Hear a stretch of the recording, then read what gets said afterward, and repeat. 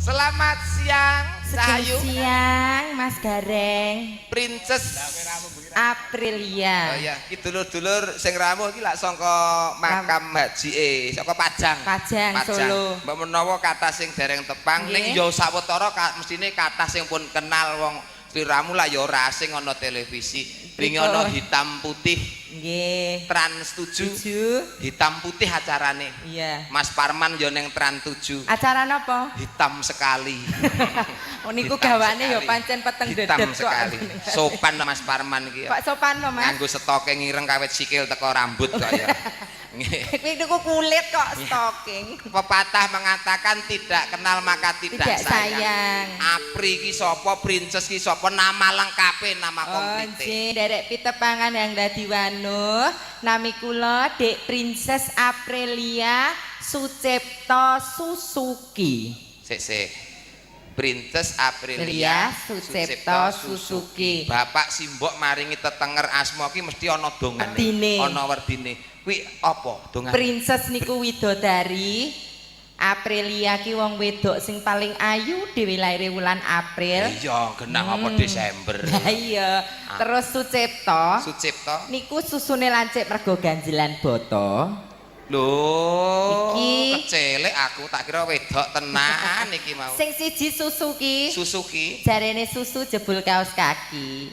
Dadi sing kene boto kene kaos sikil. Enek mereke iki, Mas. Mereke apa? Reebok. Oh, Reebok. Ya Allah, dadi iki pasangan to. Ketok kaya tenanan lho. Kok ya mak-mak lho iki ya aurat lho, Mas. Aurat apa lak sing diarani Laura lanang ora wedok ora to iki? Mangko enek cendole. Apa kuwi? Ketoke wedok enek cendole lak ya iki ta. Ah, iki dudu cendol. Apa? Dele. Oh, dele.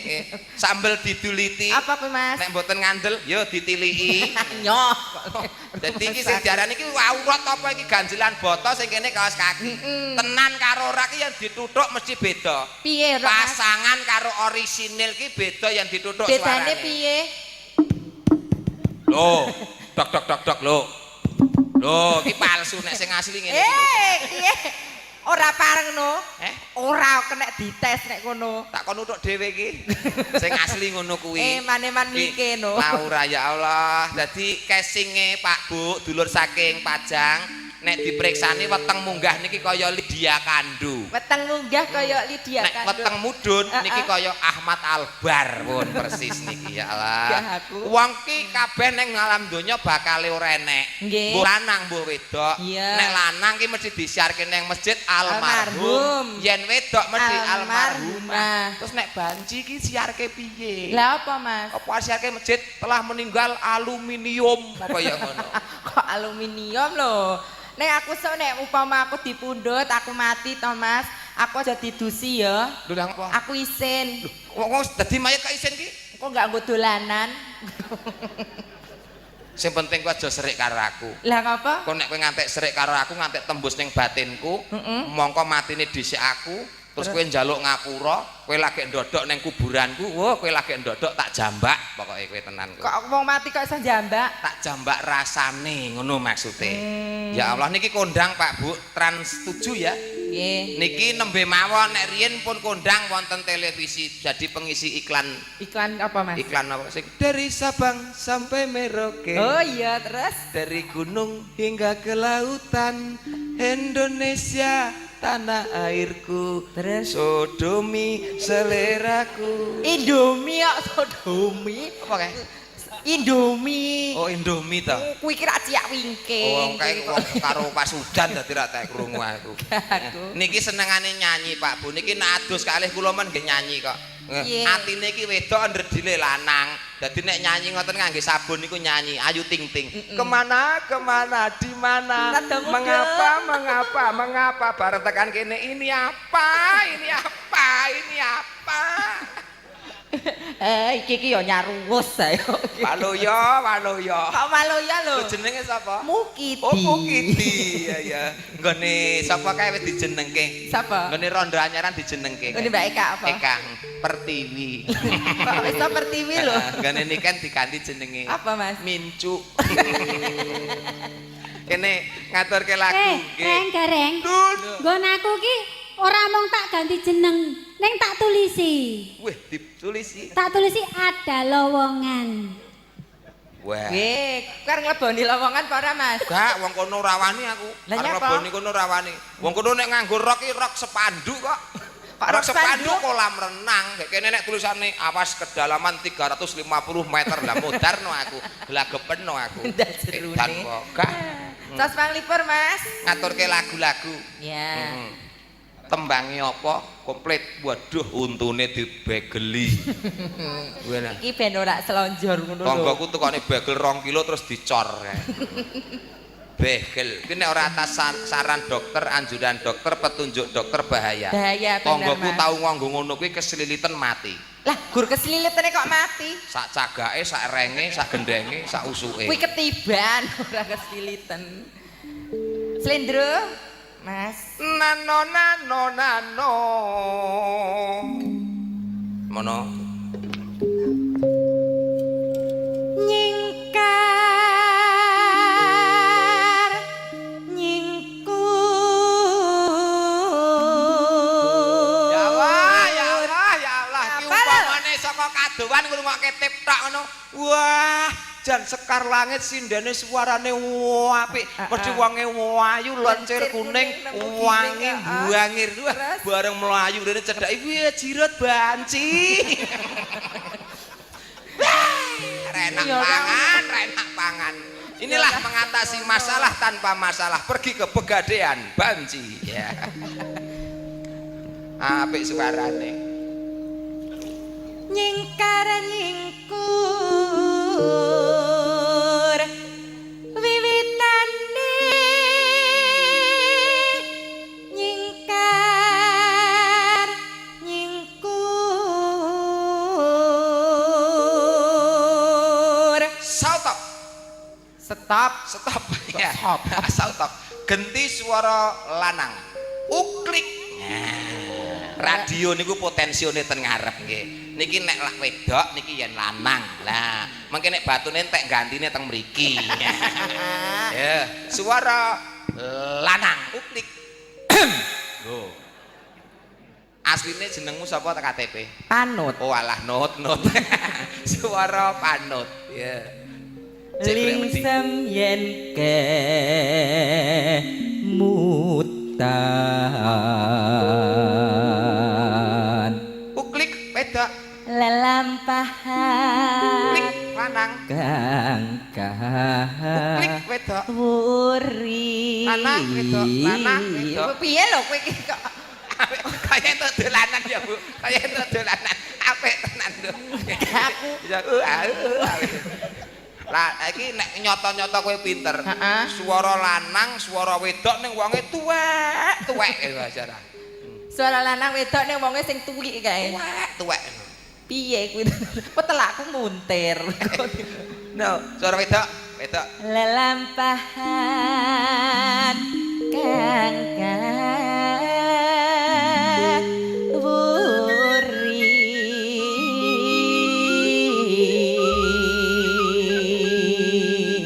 apa lo Mas? Menghadap ke sana ben ketok ngon syuting madhepe rono. Madhep. Ya Allah, gegere dibatik ya Allah.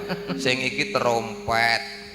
Iki tangga nada. Iki nek sapi tank ya apa ta? Kok sapi tank iki lho wong Gambar apa iki? Kijing no kok. Oh, kijing ta. Lah iya, tatone kijing ya. Elah. Tresno tulus nadyan engku bekas mara. Tresno tulus nadyan ana ing gubuk Gubuk asmara. asmara. Dadi lagune tembange apa? Gubuk asmara. Gubuk asmara. Yen cara nggonku kono hotel 57. Kok hotel 57? Klosone suket bantale watu. Nah, hotel 57. Iya. Berdua apa Ya, dhewe? yo karo jenengan no, mosok dhewe. Rezeki entuk banci ngene. Ora apa-apa nek iki nek ngrahapi aku kudu mendem sik kok. Wis. Nyapa lho, Mas? Dan ra kaya-kaya kaya iya kaya ora, kaya iya kaya ora. Ngene iki lah malah membingungkan hatiku to ngene iki. Ning nek iya kaya iya, ning nek ora, gek terus kepiye? Nek pemaku rabi kuwi mesti malam pertama kampunge dhewe nek mau ditretek. Pak memet ditretek. Ayo klotak mesti ngene-ngene. Ngene wae tau nyelekke Pak Detu ki jauh bapakne Mbak Niken lho. Nyelekke piye? Aku lek digoncengke Mbak Niken rak dhisik aku ora ngerti nggone digoncengke Pak Detu ki jauh kuwi. Terus ning dalan ki ya ngene, Pak Den yang ki ngopo? Terus aku ki lanang lho, wis ben ngono ki Pak Detu ki jauh ki. Jare kowe tau geger karo Hansip ngeterke nguyuh ki piye? Oh, kuwi ceritane pas wayangan. Wengi. Eneng Aku teko dek ngono rak kebelet nguyuh. Terus? Karo Pak Hansip, Pak nderek teng wingking aku ngono, terus diterke, "Nggo Mbak, kula nderekke teng wingking." Lho, alus kan nyolok aku mbak-mbak kae to, Mas. Dikira wedhus kok mbak-mbak. Mbak. Ya maksudnya wedok lho. Wedok. Lebu ning kamar mandi. Nah, maksudku lawang ya tak kancing ceklek ngono. Lah bapak iki kok bengok-bengok. Alah, Mbak iki nguyuh tok ngadeg ngono. Bulake temboke separo.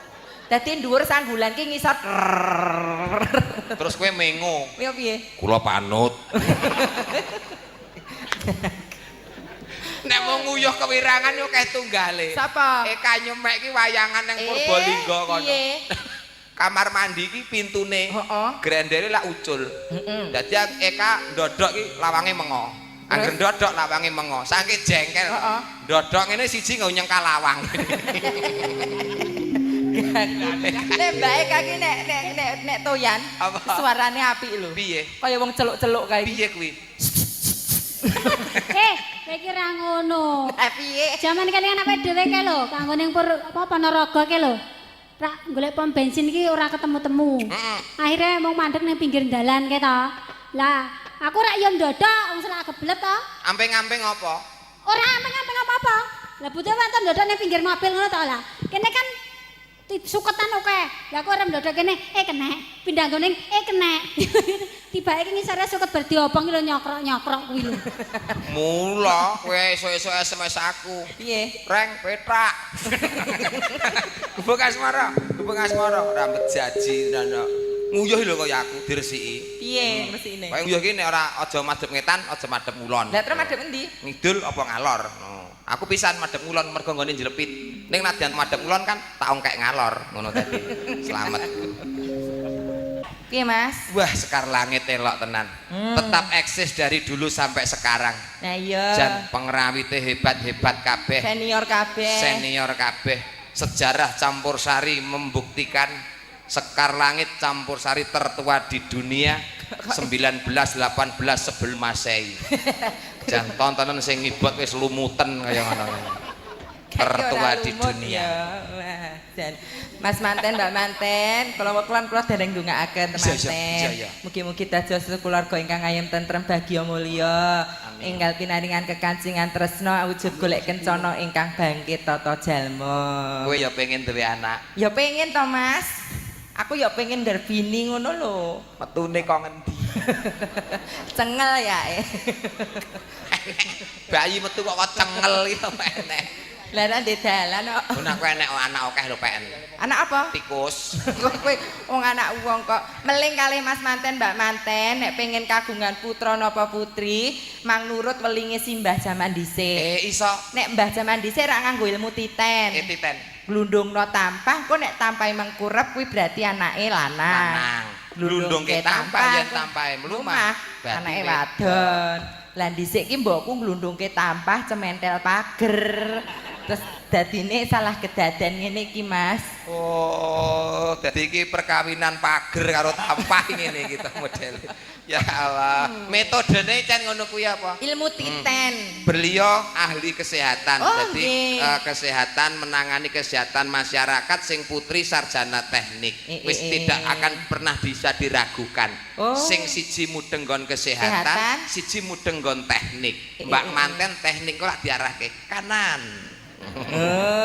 Kiri. Kok masih nganten rak kesehatan. Kuwi bagiane nggon nyuntik. Nah. Iki acara apa to iki? Lah yo kanggo temanten kok yo. Wis pokoke anake cukup loro wae, programe kabeh ben berjalan lancar. Kaya lagu kabeh kae. Piye? Akeh piye kae? Akeh wong padha babaran jalaran, ora ngerti perkembangane zaman. Anak akeh ragate larang, melu kabeh anake jarang. Mula kanca kabeh wae senenge bareng-bareng melu kabeh ayeme cukup anak loro wae lanang wadon padha wae carane kabeh Mas ana epile pil kabeh ana suntike suntik kabeh ana spirale terus yen bancine pilih plendungane kok terus aku lho lah kowe kanggo apa spiral wah iya ndale kaya sekok enmek pah to pah kaya waras waraso caki walah nut lho ngantene wedok guyu spiral oh alah nut kabeh iki saiki ora diperuntukkan untuk wanita. Pria ya iso kabeh. Iso to. Jenenge kabeh vasektomi. Leres ngoten nggih Mas Manten. Oh iya nggih.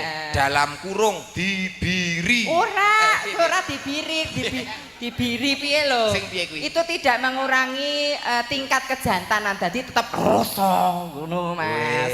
Wah, Parman ngerti iki nakal kae engko terusan. Rosa gak ra metengi wong to man kowe. Ora itu. Ya. Itu metode. Pancen ini kita tidak bicara kotor, ini kita sekaligus membantu program dari Mas Manten, mana ahli kesehatan kita memberikan apa jenenge ke masyarakat bahwasanya KB sangatlah penting. Ya, untuk mengurangi tingkat anak akeh ya repot tok, Dik. Aku anakku 6. Sing siji? Anakku 6 ngantek lali jenenge sing siji iki metune ning ngasor wit jati tak jenengke Tuti ngono wae. Tuti metu kon wit jati. Nomor 2 metune ning ngasor wit bayem tak jenengke Tuyem. Tuyem. 3 Nomor 3 metune ning ngasor wit jeruk tak jenengke Ahmad Gedek. Kok ora padha sing siji Tuti, Tuyem, sing siji metu kok jeruk kok. Ahmad Gedek lah dicokot ki jeruke kecut banget digedek-gedek ngono. Anak 6. Dadi nek mbanyol ngene lek kadang kalau mangsa sak ora cukup bang anak 6 lho. Nyopir truk tak kei tebu, nek sarit ora cukup munggah dadi 2 rit. Stop karo Pak polisi. Gareng muatanmu kok kean. Maaf Pak, anak kula akeh. Lah ya ngono to. Carane ngene dalane rusak rek. Ya maaf Pak, besok enggak lagi-lagi. Aku terus mikir, oh iya, nek anake akeh dalane rusak.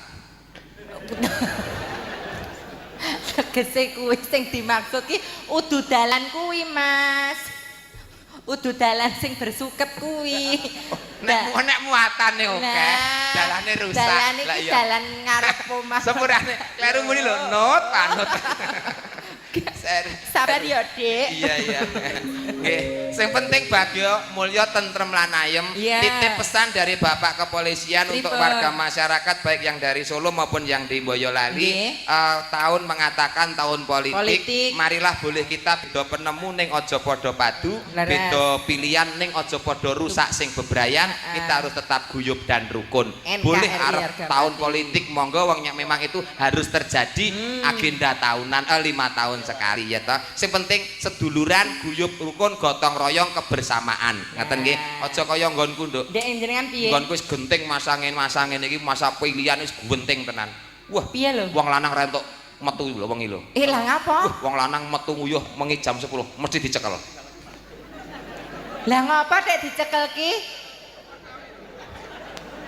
Oh lah iki. Sing kono wis jarak. Ra cekel ya kocar kacir. Bleber. Anu miku mati. Mas, miku stroke. Kok mik stroke blajengke Mas? Ya. Aku pak kowe. Jeneng anu. Ya, kowe cagak mik ya. Caketan sakroning ati. Catan ukur atan sameraati. Aku kowe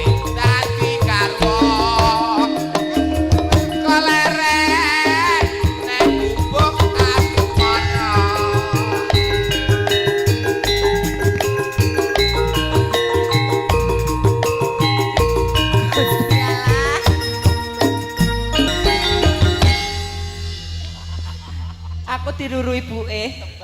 Wong wedok kok wulu sikile akeh ngono. Sing mut dandan ra patek total iki mau. Apa telat sing mut tuku silet apa piye? Sampun, Mas. Mikira.